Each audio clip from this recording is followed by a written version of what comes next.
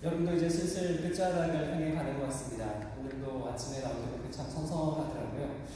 보통 우리가 여름이면 1년의 절반을 열심히 일한 다음에 쉼을 얻기 위해서 휴가를 계획하기도 하고 다녀오기도 하죠.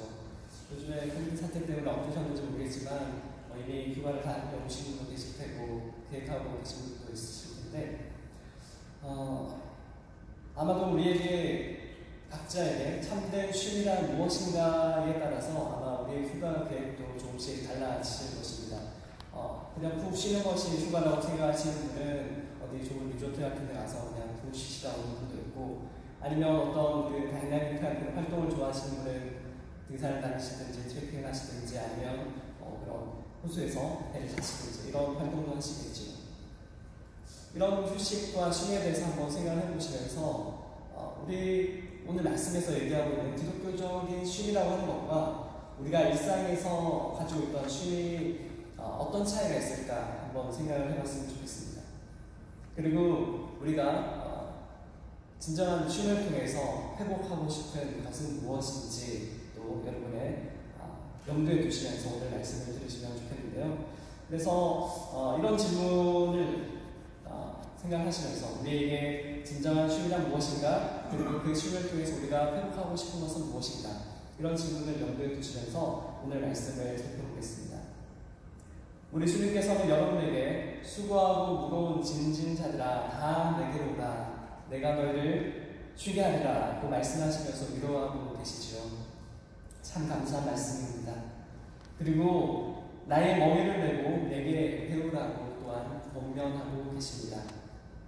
성령 하나님께서 이 말씀의 의미를 우리에게 가르쳐주실 때 예수님께서 저와 여러분에게 풍성한 힘과 또한 풍성한 쉼과 또한 넉넉한 힘을 주실 것으로 믿습니다. 여러분, 멍에가 무엇인지 알고 계시나요?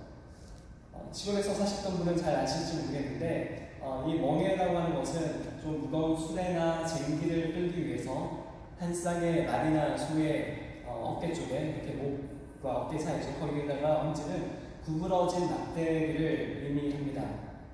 큰 나무를 깎아서 만들기도 하고 혹은 그런 모양으로 다듬기도 해서 그렇게 만든다고 하네요. 그런데 성경에서 누군가의 멍에를 진다라고 하는 말은 어떠한 사람이 다른 사람에게 종속되고 있다라고 하는 그런 비유로 사용이 된다고 합니다. 구약의 호세아 10장 11절에도 이러한 의미로 멍에가 사용이 되었습니다. 제가 여러분께 읽어드리겠습니다.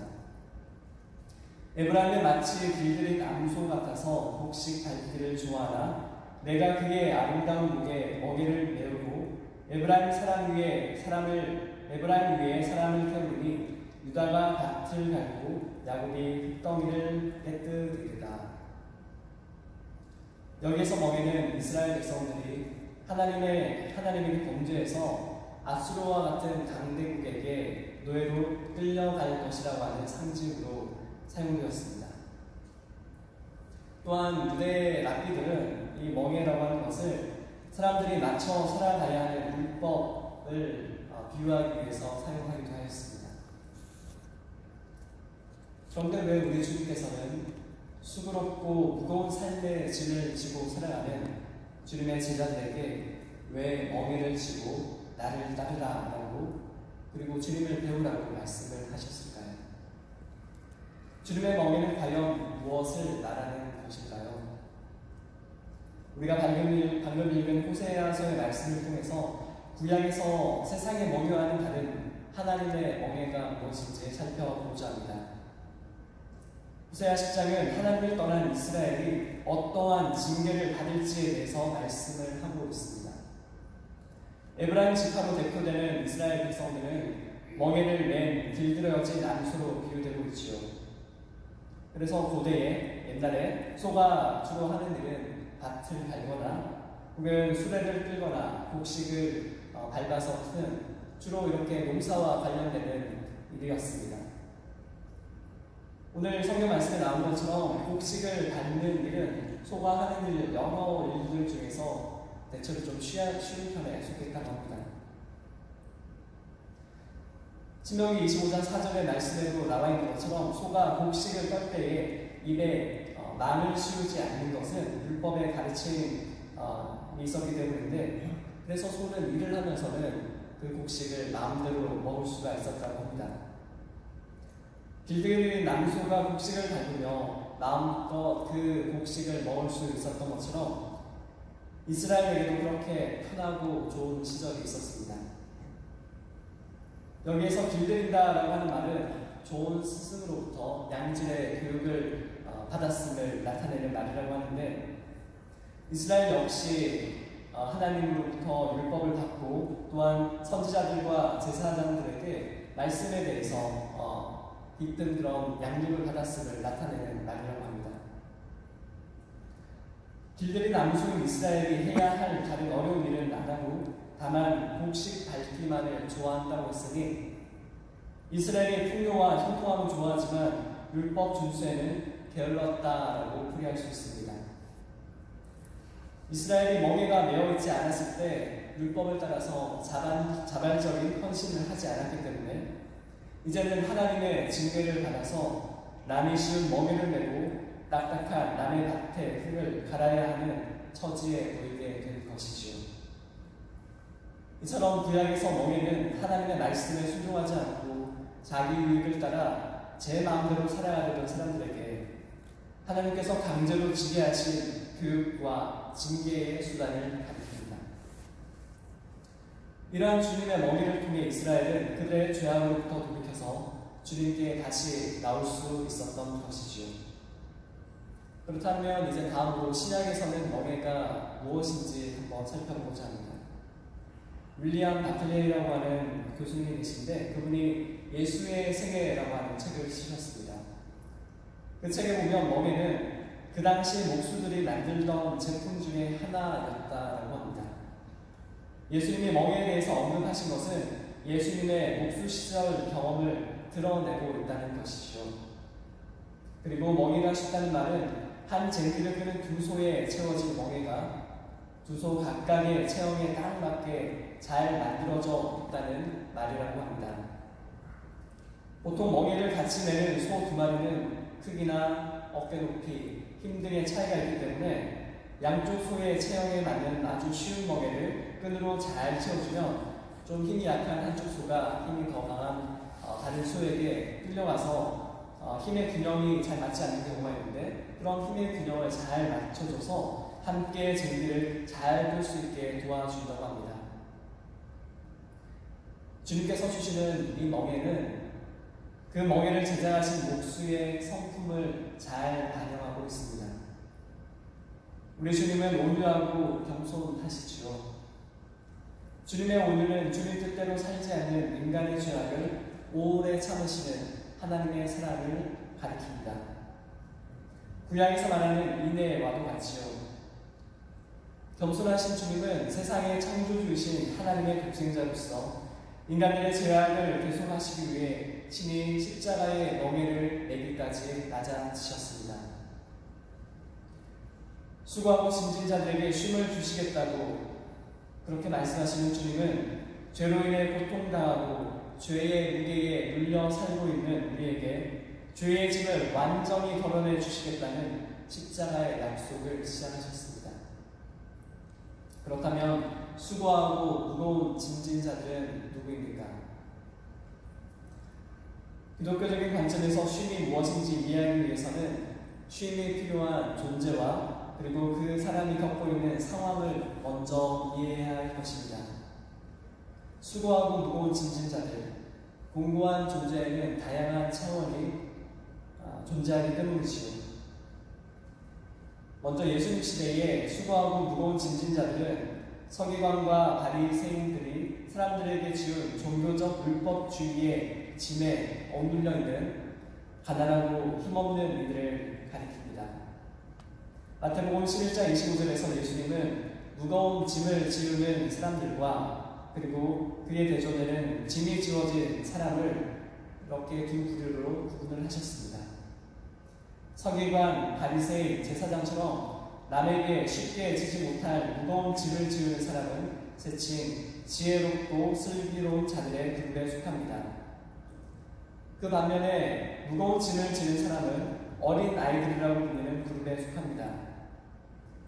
어린 아이들의 그룹에 속한 사람들은 이스라엘의 평민, 땅을 빼앗긴 농부, 고아와 과부, 육체적, 정신적 착취를 당하는 사람들, 세리와 각종 범법자들처럼 유대인들에게 사람 취급을 못 받는 사람들, 그리고 마지막으로 예수님의 제자들이었습니다.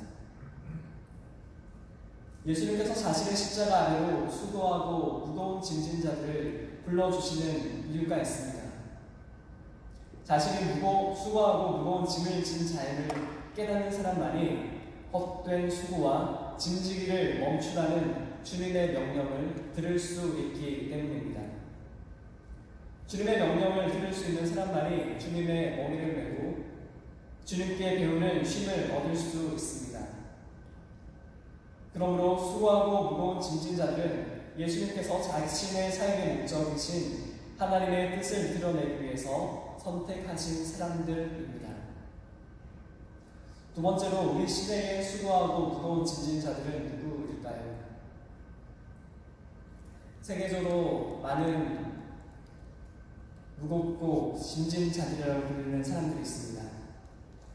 인도에는 서벌트입니다. 영어인데요. 아니면 그 인도 말로 달릿이라고 불리는 우리나라 말로 번역을 하면 그쪽에 불가촉 청리, 손대서는 좀 벌어지기 때문에 손도 댈 수 없는 그런 계층의 사람들을 가리키는 말인데 그런 그룹들이 있겠고 또한 우리라고 하는 이 그룹 안에 들지 못하는 타자, 다른 사람들이 있겠죠.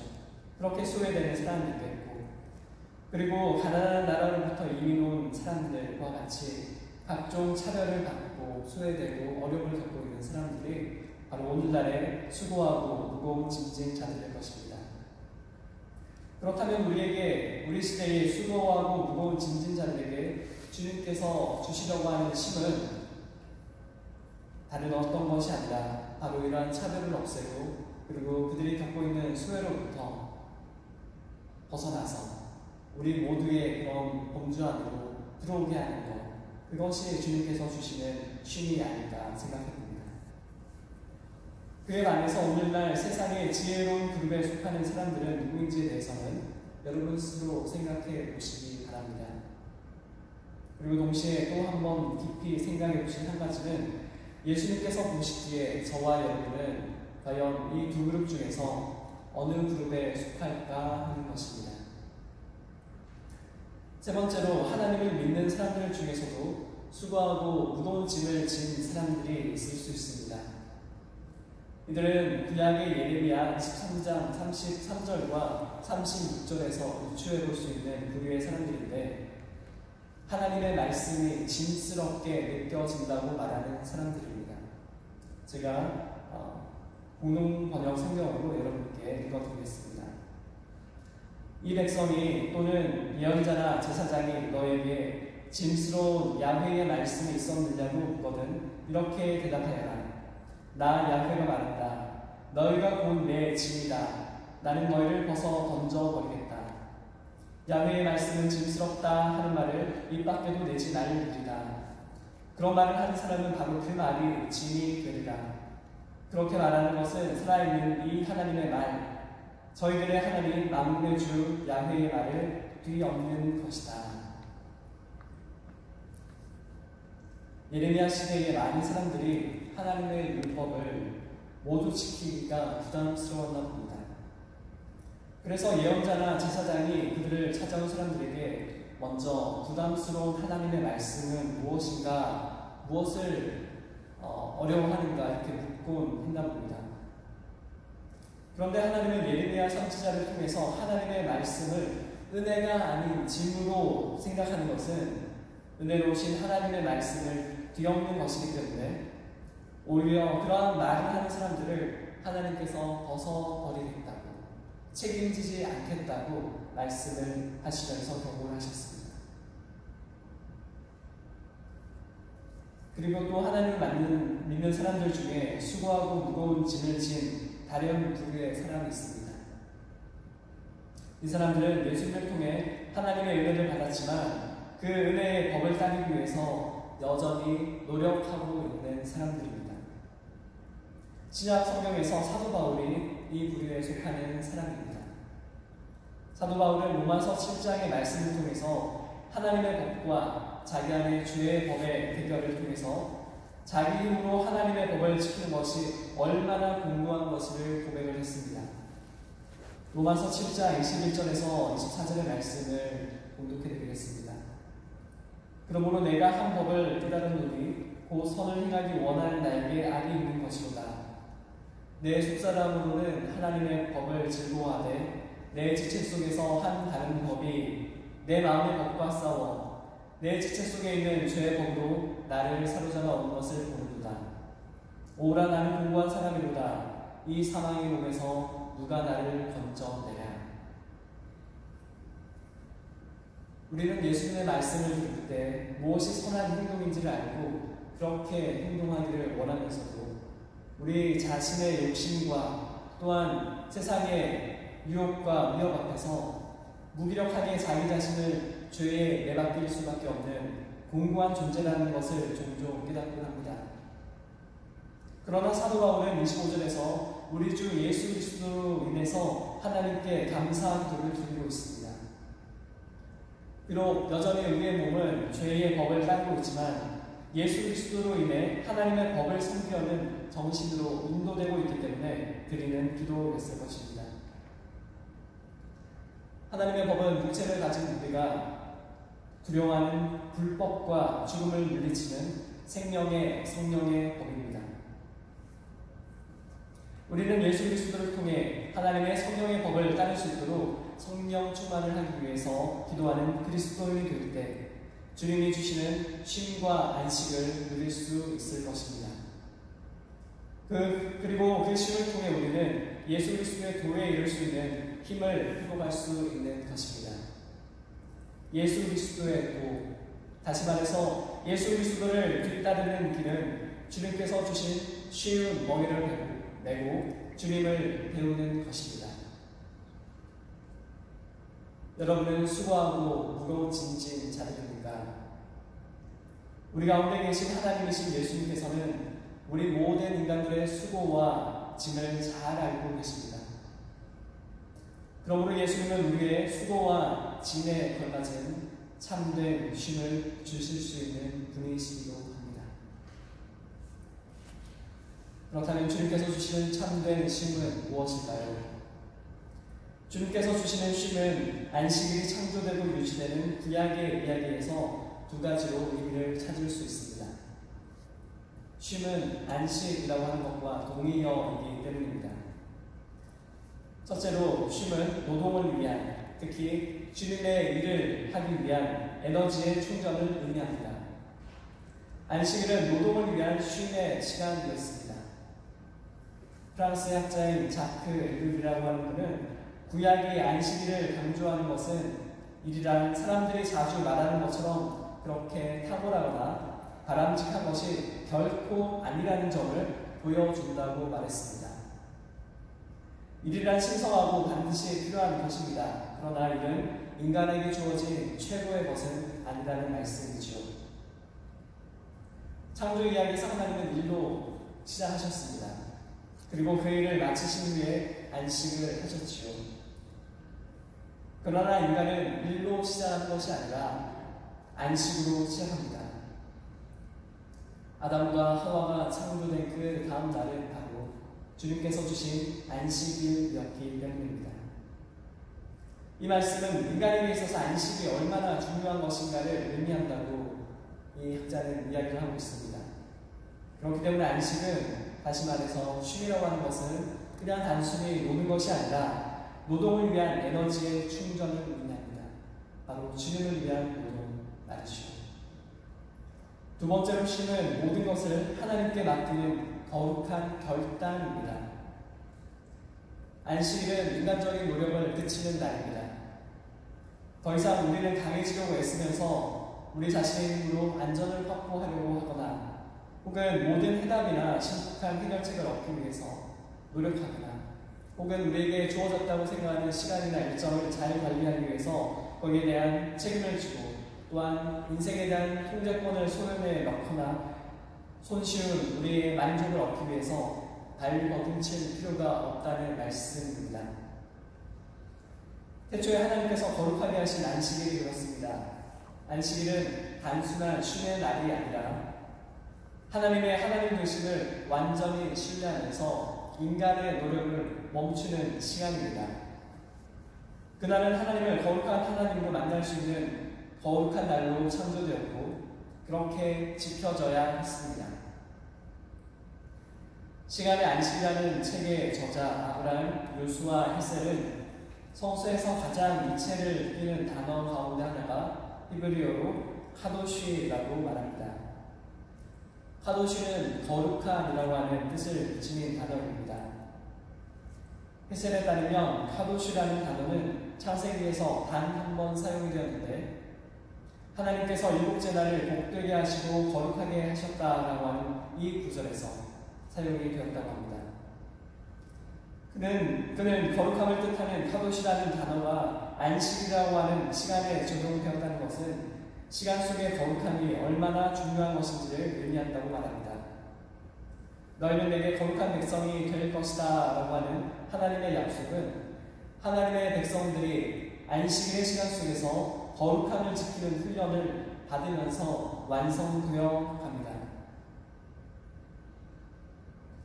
출애굽기를 보면 하나님은 이스라엘 백성이 안식일에는 만나를 거둘 필요가 없을 것이라고 말씀하셨습니다.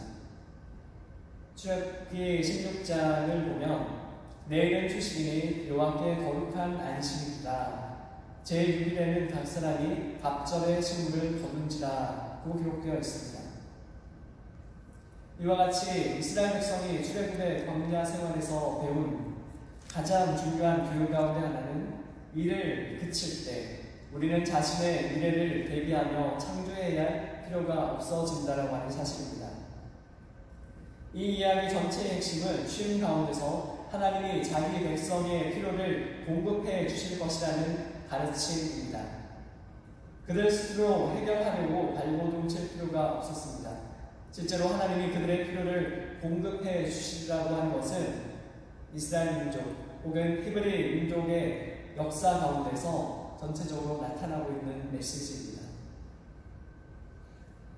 우리 현대인들에게 스트레스를 주는 여러 원인 가운데 하나는 할 일이 너무 많다는 것입니다. 우리는 주일날 예배에 나와서 우리의 학업이나 직장의 일을 그치고 자신이 앞서가기 위해서 해야 하는 모든 일들을 어떻게 하면 성공적으로 할 수 있을 것인가에 대한 그러한 모든 염려를 그치면서 우리의 미래를 하나님께 맡기고 하나님 안에서 쉼을 누릴 때 우리는 하나님이 우리 삶에서 진정 하나님이 되시도록 인정할 수 있습니다. 셋째로 쉼은 멈추라는 하나님의 명령이자 예수님의 멍에를 짊어질 수 있다라고 하는 힘입니다. 주님께서 주시는 쉼의 세 번째 의미는 오늘 설교 본문 말씀을 통해서 알 수 있습니다. 주님이 주시는 쉼은 마음의 쉼 이후에 다시 주님의 일에 동참하는 것을 의미합니다. 주님이 주시는 쉼은 아무런 얽매임이 없이 자기 마음대로 살 수 있는 자유가 주어진다라고 하는 말은 아닙니다. 마태복음 11장 28절에서 내가 너희를 쉬게 하리니 라고 하는 주님의 말씀은 스스로 수고하고 짐지기를 멈추라는 주님의 의지가 담겨있는 말씀입니다. 근심과 염려를 그치는 가장 좋은 방법 가운데 하나는 삶에서 우리의 참된 위치를 인식하는 것입니다. 우리는 스스로 하나님이 되려고 하는 노력을 중단할 때 우리에게 엄청난 유익을 얻을 수 있습니다. 우리는 하나님께 감사하는 쉼의 훈련을 발전시켜야 할 것입니다. 내가 너희를 쉬게 하리니 라고 하는 예수님의 약속은 천지창조 이후에 안식하시고 그 안식에 모든 피조물을 동참시키시기를 원하시는 창조주 하나님의 마음을 담고 있는 확실한 약속입니다. 그러므로 쉼은 멈추라는 하나님의 명령이라는 사실을 우리는 기억해야 할 것입니다. 구약의 선지자들과 시인들은 그 명령을 따라서 하나님 앞에서 잠잠하라. 안식일을 기억하여 거룩하게 지키라고 전하고 있습니다. 하나님의 피조물인 사람은 하나님 앞에서 멈추지 않고서는 주님이 주시는 쉼, 다시 말해 안식을 얻을 수 없기 때문입니다. 그렇다면 무엇을 멈추라는 말씀인가요? 지금 예수님의 복음이 아닌 다른 명령들을 무비판적으로 따르고 있는 우리의 모든 행동을 멈추라는 말씀입니다. 바로 이 멈추는 행동은 쉼과 안식의 시작입니다. 이 멈추라는 명령을 따른 후에야 비로소 우리는 주님의 멍에가 무엇인지 살펴 짊어질 수 있고, 멈춘 후에야 주님의 얼굴을 주목하고 주님의 온유와 겸손을 배워서 쉼을 누릴 수 있기 때문입니다. 지금 우리가 살아가고 있는 사회와 정치, 경제 구조는 여전히 폭력과 압제와 불의가 팽배해 있고, 사람 사랑하시기를 멈추지 않으시는 주님의 명령을 따라 세워진 것이 아니니 아주 분명합니다. 폭력을 멈추라, 불의를 멈추라, 압제를 멈추라, 병적인 자기애를 멈추라. 이와 같이 멈추라는 주님의 명령은 세상 모든 사람들에게 해당되는 명령입니다. 이런 세상의 구조 안에서 주님의 명령을 따르지 않고 자기 자신만의 행복이나 불이한 이익을 추구하기 위해서 스스로 수고하고 남에게 무거운 짐을 지우는 자들이 성공도 하고 명성도 얻습니다.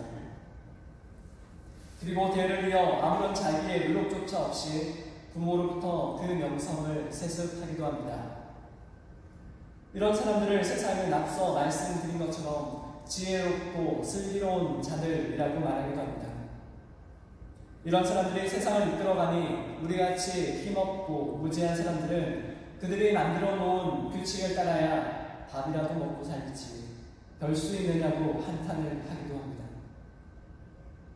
그러나 천지의 주제이신 아버지여, 이것을 지혜롭고 슬기 있는 자들에게는 숨기시고 어린 아이들에게는 나타내심을 감사하나이다 라고 말씀하신 주님의 기도에 근거하여 단언컨대 셋째 지혜롭고 슬기 있는 자들은 내게로 오라는 주님의 부르심을 알아차리기도 못할 뿐더러 주님이 주시는 쉼에 들어가기는 더욱 어려운 사람들입니다. 또한 비록 힘없고 무지하지만 멈추고 나에게 오라는 주님의 부르심에 순수하게 응답하는 어린아이와 같은 믿음을 가진 사람들은 주님이 주시는 가벼운 멍에와 짐을 지고 지혜로운 자들에게 감추인 하나님의 뜻을 깨닫고 전할 수 있는 주님의 동력자가 될 수 있습니다. 그래서 주님의 쉼은 멈추고 나에게 오라는 주님의 부르심을 듣는 동력자들에게 주님의 멍에를 짊어질 수 있는 힘이 됩니다. 그러므로 이제 여러분은 예수님의 멍에를 메고 배우십시오. 예수님은 왜 우리에게 주님의 멍에를 메고 주님을 배우라는 명령을 할 수 있으셨을까요? 그것은 예수님이 하나님의 뜻을 그의 삶과 말씀으로 계시하신 하나님의 아들이시기 때문입니다. 요한복음 14장에서 예수님은 제자들에게 예수님을 보는 자는 하나님을 본 것이라고 말씀하셨습니다. 제자들은 하나님께서 예수님 안에 계셔서 하나님의 일을 행하시는 것을 보고 믿어야 합니다. 그래야 제자들이 예수님이 하시는 일과 그보다 더 큰 일도 할 수 있기 때문입니다. 우리는 예수님의 온유하고 겸손하신 성품과 존재를 볼 때 하나님의 성품과 존재를 이루어 짐작할 수 있습니다. 예수님의 온유하신 성품은 우리 하나님께서 아주 무한한 사랑의 존재라는 것을 확증하고 계시고, 또 하나님께서 그분의 창조 세계를 아주 부드럽게 대하신다는 것을 우리에게 알려주십니다. 또 예수님의 겸손은 인간의 몸이 되신 성자 하나님의 성육신에서 시작합니다. 자기 자신을 비워 인간이 되신 예수님은 왕의 자리가 아니라 아주 낮은 부위에 태어나서 몫으로 살아가셨고, 가난하고 낮은 신분으로 그의 삶을 사셨습니다. 예수님은 어린아이와 혈루병을 앓는 여인, 또 아픈 딸을 위해 예수님을 찾아와서 심지어 개라도 되겠다고 하는 외국 여인들을 만나셨고, 또한 낮은 신분을 가진 사람들과 만나셨습니다. 바로 이러한 만남에서 알 수 있는 것처럼 아주 낮은 신분을 가진 사람들이 예수님께 쉽게 다가갈 수 있는 분이시라는 것을 우리에게 알려주십니다. 우리가 예수님의 머리를 베고 예수님을 배우고자 한다면 예수님이 하시는 일과 성품을 배워가도록 우리 전부를 주님께 맡겨야 하지 않을까요? 우리 함께 예수님의 머리를 베고 온유하고 겸손하신 예수님의 성품과 하신 일을 열심히 배워 가십시다. 마태복음 11장 30절의 말씀에서 예수님은 내 멍에는 쉽고 내 짐은 가볍다라고 말씀하십니다. 우리 주님이 주시는 멍에가 우리 각자의 기질과 형편과 처지를 다 알고 계시는 우리의 창조자에 의해서 맞춤 제작된 것이기 때문에 이 멍에를 매기가 아주 쉽다는 말씀입니다. 또 이 멍에를 통해 우리를 주님 앞에서 더욱더 온전한 나 자신으로 설 수 있게 해주시겠다는 약속이십니다. 창조사께서 손수 제작하신 멍에는 얼마나 편하고 아름답겠습니까? 주님의 멍에는 우리에게 노역의 상징이 아니라 주님의 일꾼이라고 하는 아주 자랑스러운 상징물인 것입니다. 수고하고 무거운 짐진자들은 시대적 상황에 따라 구체적인 모습은 다르지만 먼저 내기로 오라는 예수님의 음성을 들을 수 있는 사람들입니다. 이들은 예수님께서 하나님의 뜻을 이 세상에 드러내기 위해서 예수님께서 선택하신 사람들입니다. 그래서 수고하고 무거운 짐진 자들이 예수님께 나와서 예수님의 멍에를 메고 예수님께 배울 때 예수님의 제자로 불릴 수 있는 것입니다. 예수님이 알려주신 쉼은 예수님의 일을 하기 위한 충전의 시간입니다. 쉼은 멈추라는 하나님의 명령을 따라서 우리가 짓고 있는 모든 악행을 멈추는 것을 말합니다. 쉼은 인간적인 노력을 멈추고 하나님께 모든 것을 맡기는 것이며 이는 곧 우리가 배워야 할 기도의 자세와도 같습니다. 쉼은 예수님의 멍에를 메고 예수님을 배우는 것처럼 예수님을 배우는 곳에서 시작합니다. 예수님의 멍에를 메는 것은 멍에를 질 능력이 없는 남의 짐, 특히 소외되고 가난한 사람들의 짐을 대신 지는 것을 의미하기도 합니다. 또한 예수님의 멍에는 죄의 용서를 의미합니다. 그러므로 우리는 서로를 위해 죄를 용서하고 화해하는 짐을 짊어져야 할 것입니다. 우리는 멍에를 지기 위해 예수님의 온유와 겸손을 배워야 합니다. 온유를 배우려면 남을 판단하고 쉽게 분노하는 것을 멈춰야 합니다. 남과 비교해서 내가 더 낫다는 생각으로 나의 자존심을 지키려 해서는 겸손을 배울 수 없기 때문입니다. 타자의 자리를 이해하기 위해서 낮아지는 삶을 살 때 우리는 성육시간신 예수님의 겸손을 배울 수 있습니다. 나는 주님의 부름에 응답한 그리스도인이라고 하는 이 사실 하나로 자긍심을 갖는 마음의 훈련을 통해서 우리는 주님의 온유와 겸손을 배울 수 있습니다. 이와 같은 훈련은 기독교의 영성의 시작입니다. 우리 그리스도인들은 세상 죄를 지시고 그 죄의 짐을 타개하신 예수님, 이 세상이 줄 수 없는 영육의 쉼과 평화를 이 세상에 가져오신 예수님을 세상에 알리는 멍에와 짐을 함께 져야 합니다. 우리가 예수님의 멍에를 함께 질 때 주님 안에서 참된 쉼과 힘을 얻으며 살아갈 수 있을 것입니다. 주님께 헌신한 많은 사람들이 할 일이 있습니다. 교회 안팎으로 아주 참 많이죠. 그런데 우리는 주님께 헌신하겠다고 하면서 호세아서의 곡식 밟기를 좋아하는 남소처럼 나 자신의 유익과 편의를 따라 손쉬운 헌신의 방식을 찾고 있는 것은 아닌지, 아니면 헌신하겠다라고 소원을 했다가 하나님께서 우리에게 너무 힘든 일을 맡기시면 어떡하지? 라고 두려워하면서 주님의 멍에를 내기를 미루고 거부하고 있는 것은 아닌지 생각해 봅니다. 주님께서 이제 우리 모두에게 이렇게 말씀하십니다. 나는 마음이 온유하고 겸손하니 나의 멍에를 메고 내게 배우라. 그리하면 너의 마음이 쉼을 얻으리라. 우리 주님의 멍에는 우리의 죄악을 대신 짊어지셔서 우리에게 자유로운 헌신의 기회를 선택할 수 있도록 하시는 멍에입니다. 우리 주님의 멍에는 헌신하는 사람들이 함께 낼 때 제대로 힘을 내어 주님의 영광을 돌릴 수 있는 더 큰 일을 할 수 있게 도와주는 멍에입니다.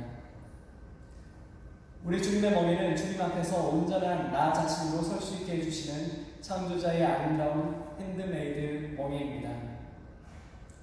주님의 멍에는 그것을 내는 사람들이 주님의 일꾼이라는 것을 자랑스럽게 드러내주는 아름다운 멍에입니다. 주님께서 우리에게 부탁하신 일을 할 때 쉽게 열매가 맺히는 것이 보이지 않아도 우리는 주님께서 열매를 하실 때까지 간절히 기다려야 할 것입니다. 지금 짐의 무게가 눌려 하나님의 도우심을 바라고 있는 모든 이들에게 주님은 수고하고 무거운 짐진 자들아 다 내게로 오라 내가 너희를 쉬게 하리라는 말씀으로 위로해 주십니다. 또 주님은 나는 마음이 온유하고 겸손하니 나의 멍에를 메고 내게 배우라. 그리하면 너희 마음이 쉼을 얻으리라고 권면해 주십니다. 이 말씀을 통해 다시 한번 주님의 아름다운 쉼과 멍에를 메고 다음 한 주간도 그리고 우리의 남은 일생도 힘내어 주님을 따라가는 다음 수교교회 성도 여러분이 되시기를 주님의 이름으로 축원합니다. 오늘 받은 말씀을 기억하시면서 함께 기도하시겠습니다.